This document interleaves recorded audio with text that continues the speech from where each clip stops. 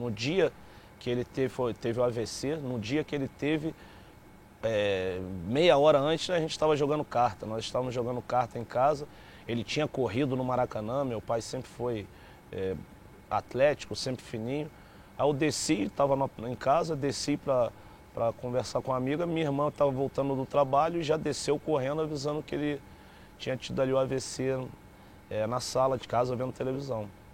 E aí nós levamos para o hospital e assim ainda conseguiu ficar umas 2 semanas ali, mas não estava bem, realmente foi progredindo a coisa e veio a falecer. E foi muito duro, porque assim, eu era assim, o mais novo, né, da casa, minha irmã 4 anos mais velha, e praticamente assim, de uma hora para outra virar a frente da família. Não estava pensando e nem preparado para isso, levava uma vida bem tranquila, curtia muito a vida, apesar de já estar ali praticamente no profissional do Flamengo. Então foi bem difícil, mas eu acho que ao mesmo tempo foi um fato que pro Djalminha, assim, para minha pessoa, me amadureceu muito, né? Que foi uma coisa muito dura que eu não esperava. Quando a pessoa está assim doente, com um problema, você vai se habituando com a ideia, né? Mas não foi o caso, foi de repente, isso foi complicado bastante. Meu pai, acho que, se eu não me engano, né, parou em 73, eu nasci em 70, então não consegui acompanhá-lo profissionalmente. Mas depois, assim, com a seleção de Master que ele jogava, eu acompanhava, eu ia junto com ele. Quando disputaram o Mundialito, eu treinei até com o pessoal, já era mais ou menos idade juvenil. Mas assim, eu e ele, né, na minha infância, adolescência, nós conversávamos muito sobre futebol e também jogávamos muito juntos, assim, pelada, jogava pelada com a gente, me levava muito para jogar bola comigo. Então foi um convívio eu sempre falo que muito mais de amizade do que como um pai, e muito mais assim, de igual para igual. Meu pai me tratava assim como um amigo, a nossa relação era muito boa e me ajudou também muito na minha parte profissional de futebol, principalmente na parte técnica e na personalidade. Sempre fui apaixonado por futebol, desde moleque eu gostava mesmo, assim, o fato do meu pai ter sido jogador, acho que aumentou assim essa paixão e a vontade de jogar futebol, que sempre foi o que eu sempre gostei muito desde moleque. Quando a gente jogava bola pequeno, eu gostava muito de agarrar, de ficar no gol. Pô, meu pai dava cada porrada, cada chute forte. E eu falava, pô, devagar. Não, quer ser goleiro, é isso aí, goleiro é isso, vai sofrer, então pensa bem. Aí rapidinho eu mudei de ideia e falei, não quero saber de ser goleiro não. Aí fui jogar na linha e meu pai sempre me estimulou. Falou assim, tem que jogar na frente que é bom, lá atrás não é muito bom. Assim, hoje em dia até as posições são valorizadas, né? Hoje o goleiro é muito valorizado, os zagueiros, que antigamente não eram tantos, sempre mais os atacantes e os meias, mas ele me incentivou para que eu jogasse do meio para frente. Eu, graças a Deus, não tive esse problema. E isso realmente prejudica para o garoto que está começando a ser comparado com um pai que de repente foi um craque, um ídolo. Isso atrapalha bastante. As comparações nunca são legais, independente de ser pai e filho, que a cobrança é muito grande, como eu tive muito mais dificuldade numa cobrança e numa comparação na época que o Zico parou em ser um novo Zico, do que realmente com o meu pai, né, que foi jogador de futebol. Qualquer camisa 10 que jogava no profissional e principalmente vindo da base é o novo Zico, Então eu passei por isso, o Marcelinho passou por isso, o Marquinhos passou por isso num momento que nem era tão camisa 10. E isso realmente prejudicou, porque é uma coisa impossível, né, de acontecer. O Zico é insubstituível, não vai ter um novo Zico. Podem surgir jogadores de qualidade no Flamengo, que honrem aquela camisa 10, mas o novo Zico não tinha como, e essa cobrança existia. Já no Palmeiras não, no Palmeiras já fui num momento bom da minha carreira, estava muito bem, e aí já não foi nem com uma comparação. As pessoas Assim, se você conseguir fazer assim o que teu pai fez aqui, pode ter certeza que você vai triunfar no Palmeiras. Mas eu já era mais experiente, mais idade e encarei com mais naturalidade isso.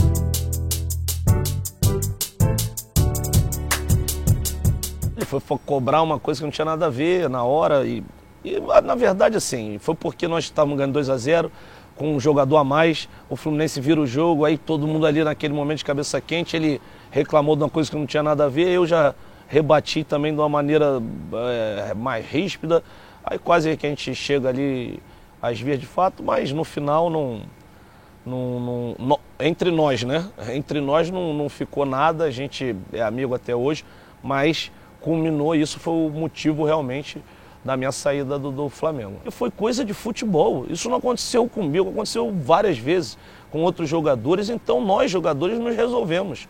Eu acho que o grande erro, não falando por mim, falando pelo que eu joguei, que eu podia fazer pelo Flamengo, pelo meu futebol, eu acho que o Flamengo, que eu tinha, é óbvio que eu sabia que eu tinha, e que o Flamengo tinha que ver bem melhor isso do que eu, o que eu podia dar para eles, teria que eles fazerem um acordo, porque a atitude foi deles, a atitude não foi do Renato, então não tinha porquê. No Flamengo, o meu sonho era jogar, sei lá, 10 anos no Flamengo, fazer o que aquela geração fez, do Zico, que a gente tinha uma geração muito boa, e ali foi cortado aquele sonho de repente, né, porque não foi aquele negócio que tu vem jogando mal e de repente tu tá vendo que o time não te quer, foi uma coisa por disciplina. E a partir daí foi que eu me tornei realmente profissional de verdade, que eu vi que o futebol era o meu meio de vida, passei a levar também aquilo como minha profissão mais a sério, treinando muito mais, me dedicando muito mais, porque já não podia mais falhar. A atitude do Flamengo de ter preterido de mim, quando eu chego em Campinas, no primeiro dia já me bateu a ficha, que eu chego no hotel, sempre vivia a minha vida inteira com a família, com o papai, mamãe, apesar de ter perdido meu pai, com a minha mãe, com a minha irmã, com a família, de repente me vi sozinho, morando sozinho, tendo que encarar um novo desafio, e aí nesse dia eu chorei bastante, quando eu estava lá em Campinas, que eu falei, caramba, e agora? E falei, agora é comigo. E aí foi dedicação total e valeu muito a pena, que nesse primeiro ano, e assim, uma coisa dentro, né, de querer vencer, de mostrar para eles que eles também estavam errados com a atitude que eles tiveram. E no primeiro ano, no primeiro campeonato, não foi nem no primeiro ano, que eu fui para lá para jogar o Brasileiro, e nesse primeiro campeonato brasileiro eu já fui a bola de prata do campeonato, melhor na minha posição, e a partir daí tudo fluiu bem melhor, e a minha carreira ali foi realmente quando ela decolou. Foi ruim para o Flamengo, e para mim foi bom, porque eu amadureci muito e encarei o futebol de uma maneira mais profissional. Eu não tenho a mínima dúvida que aquela geração tinha mais muita, tu não pode cravar 100%, mas tinha muita possibilidade de fazer a história, não comparando nenhum jogador com o outro, né? Nem tinha comparação os jogadores. Aquela geração foi a mais fantástica que teve no Flamengo, mas eu acho que a nossa geração foi a que mais se aproximou e não foi aproveitada.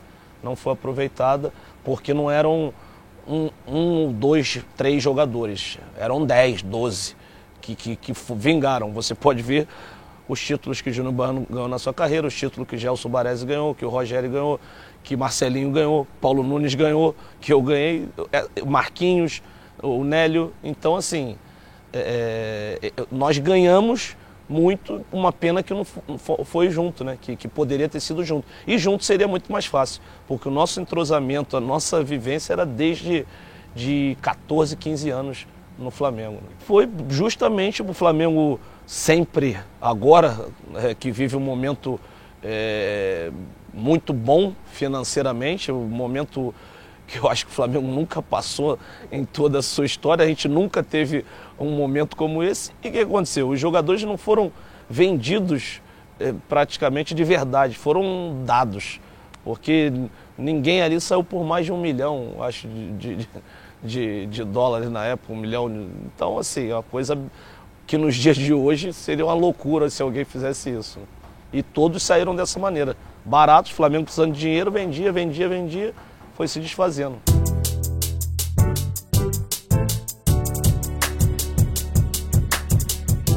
Todo o tempo que eu fiquei na Corunha, com exceção do primeiro ano, né, que foi o falecido Carlos Alberto Silva, que começou, foi demitido, e na outra temporada já foi com o Irureta até eu sair do La Corunha. Nunca conversei com ele, a minha conversa com ele foi isso aí ó, aconteceu em 2002, né? Ele chegou no clube em 98, na temporada 98, 99. Ele chega no clube, ele tem uma conversa comigo e a partir dessa primeira conversa que ele tem, a gente nunca se deu bem. Se respeitava, mas não tinha relação de conversa, de muito papo. Na verdade, tinha tido um pênalti antes para a nossa equipe, como o campo era reduzido, não tinha área do outro lado. E foi pênalti, foi quase perto do gol e ele mandou bater a falta, não foi batido o pênalti. Passou o lance, teve uma jogada para a equipe, outra equipe, e o Macai, lembro, foi derrubado dentro da área e deu o pênalti. Eu falei, não foi pênalti lá, não vai bater o pênalti aqui, bate a falta aí no mesmo local. E aí o auxiliar técnico tinha marcado o pênalti. E eu falei, não vai bater o pênalti, não foi pênalti lá, não vai ser aqui, não tem como. O treino ali, apesar de ser um rachão, os treinamentos são sempre muito sérios, não tem esse treinamento de que o cara que joga vai pro gol, não tem isso, cada um nas suas posições. E a gente estava ali disputando o treinamento sério e falei, não ia bater o pênalti, ficou nessa discussão, ele veio, ele entrou no campo e falou, não vai bater o pênalti. Falei, não vai bater e não vai. Ele botava a bola, eu tirava a bola. E nisso que ficou aquele impasse, ele estava vendo que não ia ter jeito. Foi quando eu estava saindo, ele me xingou.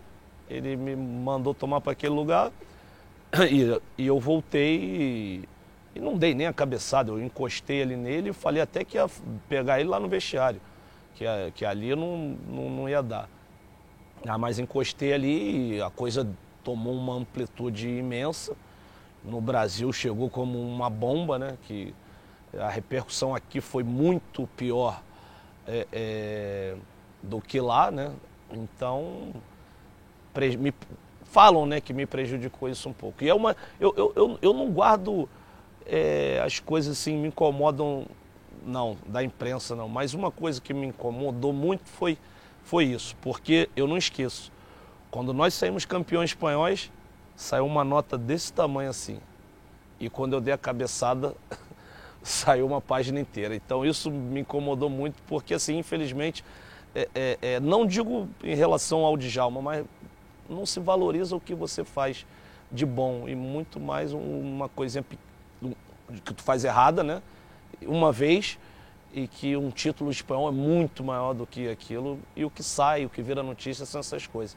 Isso, assim, eu não acho legal, mas não para a minha pessoa, né? Porque o que eu sempre digo, os grandes jogadores, os caras que foram bem-sucedidos, isso não vai prejudicar.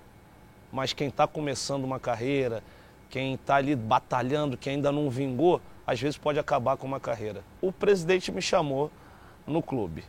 Pô, Diego, o que aconteceu? Eu falei, presidente, aconteceu isso, isso, isso. Ele me xingou. Pô, mas nós temos que te multar. Eu falei, se me multar, vai ter de novo amanhã.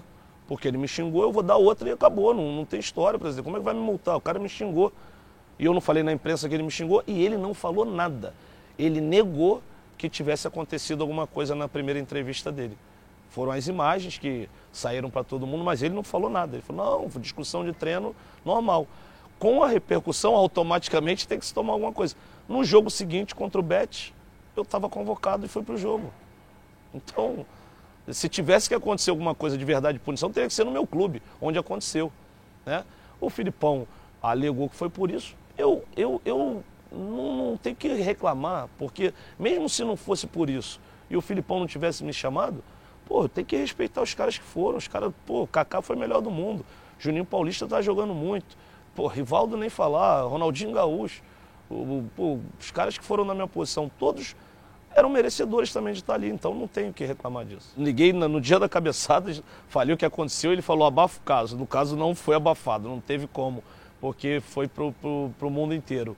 E depois, quando saiu a convocação, também liguei, desejei sorte e sem demagogia nenhuma. Falei que estaria torcendo para a seleção da mesma maneira que se eu tivesse lá. A cavadinha, eu já no Flamengo, ali um pouco antes de eu sair do Flamengo, eu comecei a treinar já, porque a primeira vez que eu vi foi o Vialli. Eu vi um gol aqueles gols que passavam no Globo Esporte, aquela época que não tinha o campeonato passando todos os jogos. Eu vi o Vialli fazendo, eu fiquei com aquilo na cabeça, falei, pô, dá pra bater esse pênalti assim. Os goleiros estão pulando antes e tal, e comecei a treinar. Lógico, moleque, no Flamengo não era nem o batedor oficial ainda, e se tivesse um pênalti, eu cheguei a bater pênalti no Flamengo, mas não ia ter a ousadia, né? E fui pro Guarani, comecei já a pegar uma moral, então eu falei, agora vai. Eu treinava muito, falei, vai sair a cavadinha.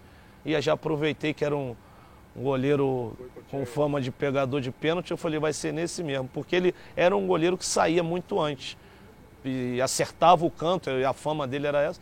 Falei, com esse vai ser tranquilo, que ele vai pular mesmo. E quando eu bati a cavadinha, eu já ia determinado a fazer a cavadinha. Eu não ficava assim, o goleiro, vou esperar o goleiro cair, não, porque eu aumentava a velocidade, eu ia correndo para a bola. Então não tinha nem jeito de eu fazer outra cobrança, eu tinha que fazer a cavadinha. Por exemplo, na primeira partida depois do jogo contra o Botafogo de Ribeirão, o Vanderlei falou, vai ter pênalti. Se tiver pênalti, o Djalma bate na pré-eleição. Só que não vai bater de cavadinha. Na primeira, eu esperei, acabou a pré-eleição. Falei, professor, posso conversar com o senhor? Pode. Falei, professor, aí expliquei tudo isso para ele. Ele falou, tudo bem, mas não quero que bata assim. E o primeiro pênalti que teve, eu não bati de cavadinha. Eu fui lá e dei uma pancada. Não deu nem chance dele apelar, ele teve que aceitar.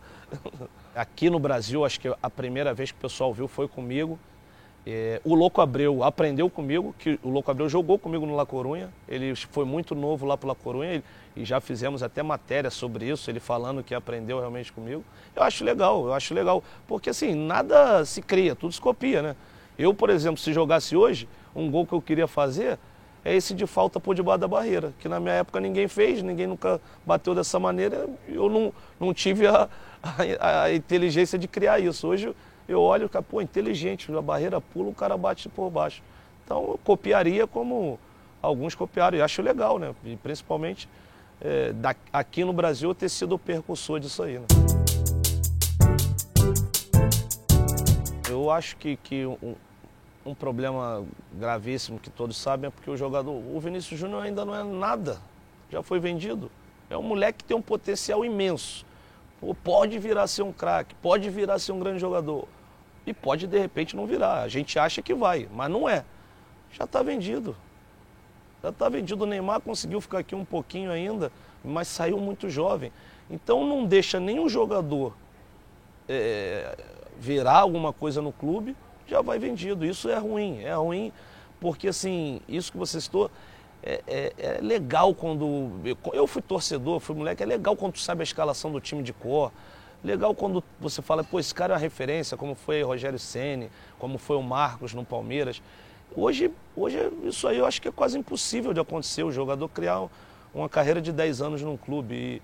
E isso sempre foi muito legal, ter essas referências no clube, essa marca do clube, a ligação do atleta com o clube. Hoje o cara parece estar ali no clube, mas não...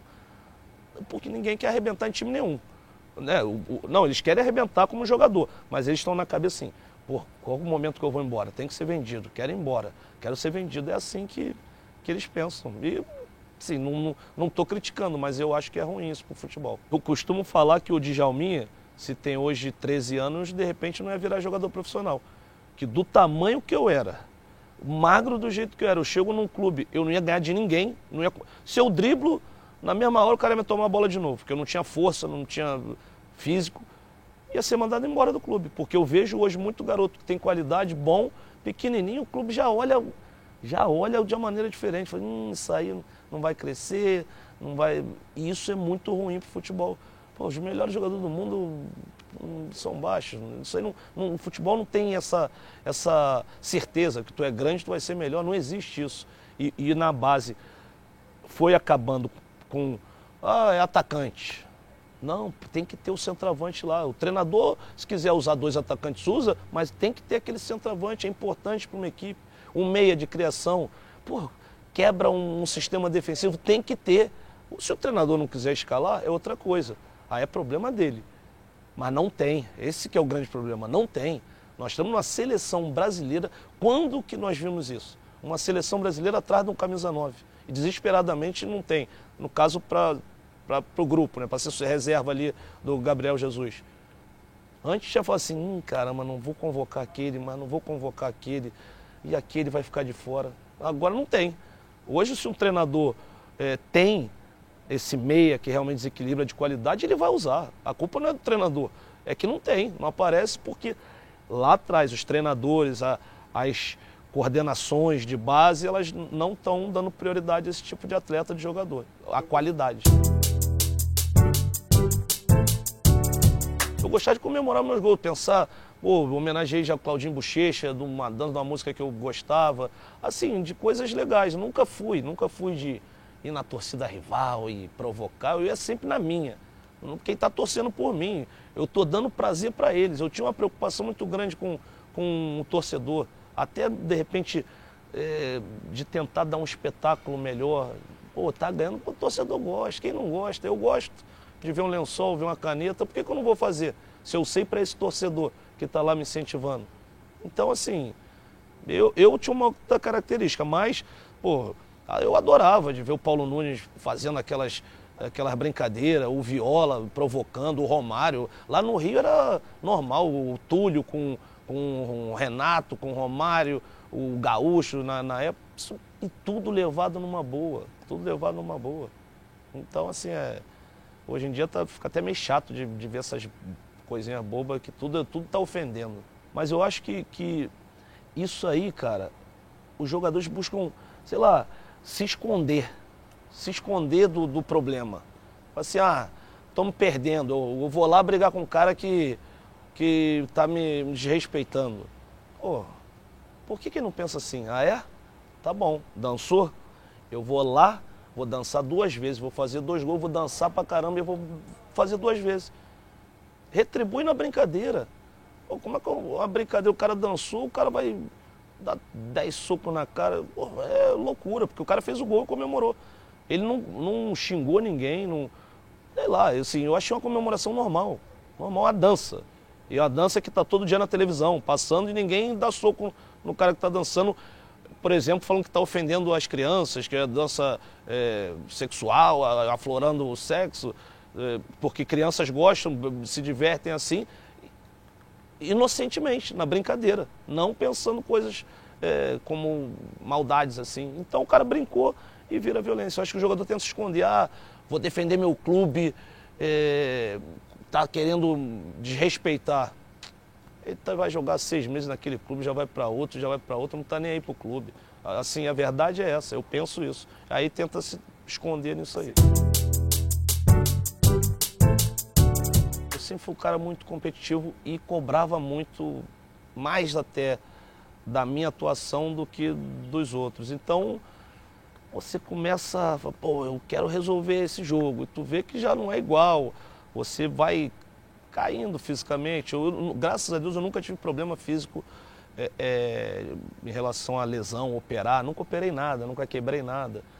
E fui privilegiado nesse sentido. Mas você vai perdendo a motivação. Você tem que ter desafio. Quando você não tem desafio... Eu fui para o América do México, um clube que me recebeu maravilhosamente bem. Adorava a cidade do México, sentia bem tudo. E dentro de campo... Eu treinei quase 2 meses, foi começar o campeonato e me machuquei. Não estreiei no campeonato. Fiquei parado, voltei e me machuquei de novo. E o time indo mal. Tem que jogar, e eu machucado. E fui perdendo tesão, enchendo o saco. E aí eu cito sempre essa história que o Ameli jogava comigo no América do México, que jogou no São Paulo. E aí tinha treino físico, eu reclamava, treino físico hoje. Aí no dia seguinte era coletivo, hoje é coletivo.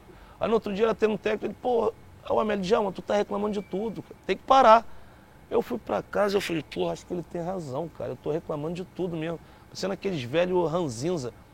Aí eu falei, é mesmo, eu tô reclamando de treino assim, treino assado. Acho que eu não reclamava, porque eu vinha da Europa, reclamava demais da concentração, não aguentava, às vezes ficava 2 dias concentrado e vinha de 7 anos jogando na Europa sem concentrar. tudo isso me incomodava. Então, assim, eu fui sentindo que já não tinha aquela motivação e eu sempre tinha preocupação, falei, não vou estar em baixa para parar. Falei, parei por aqui e parei tranquilamente. Quando voltei para o Brasil, recebi até algumas propostas, mas já não queria mais saber de bola e seguir a vida por outro lado. Eu penso que o fair play é muito legal, é maravilhoso, acho que ele está certo, o Rodrigo Caio fez certo, que todo tem que fazer. Se eu estivesse jogando, jamais faria. Porque ali é o meu ganha-pão, é uma competição, eu tenho que enganar o adversário, enganar faz parte. O jogo é de engano, você quando balança o corpo para lá, você sai para cá, você está enganando o adversário. Eu não vou enganar ele, não vou enganar meu companheiro de profissão, não vou driblar ele. É um jogo de engano. Se o árbitro está ali para quê? Árbitro. Ele está ali para julgar tudo. Ele é que tem que ver, ele é pago para isso. Vou dar um exemplo. Você entrou na área, balançou, o cara veio no teu corpo, vou cavar o pênalti. O exemplo, né, que eu vejo hoje a imprensa em geral, eu não critico, né? Eu sou da imprensa hoje, mas eu não critico. Criticando muito, o cara se jogou. Vai lá e dá um amarelo.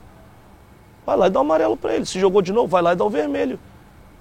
Se jogou bem, o árbitro não viu, é pênalti. O árbitro é que tem que decidir, o árbitro é que tem que ver. Enganou o árbitro. Não enganou o árbitro, porque muitas vezes não é pênalti, o árbitro marca. Aí ele vai lá, não foi pênalti agora não. E quando é e o árbitro não marca? Então isso aí não dá certo, cara, não dá certo. A gente não pode, nós que jogamos, não podemos aqui ser hipócrita de ficar contando história. Agora, se o cara faz o fair play, eu jamais vou falar que ele está errado. Eu acho que a atitude foi correta, mas eu não faria.